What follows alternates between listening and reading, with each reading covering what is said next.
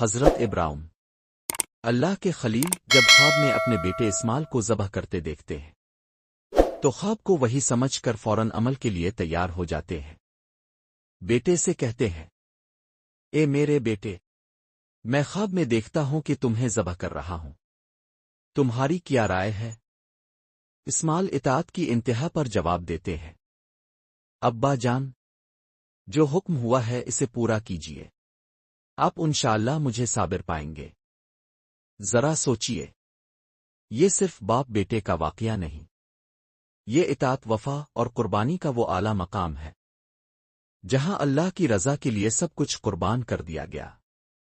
اور جب خنجر چلا تو اللہ نے فرما دیا، اے ابراہیم، تو نے خواب سچ کر دکھایا، ہم نیکوکاروں کو ایسے ہی جزا دیتے ہیں۔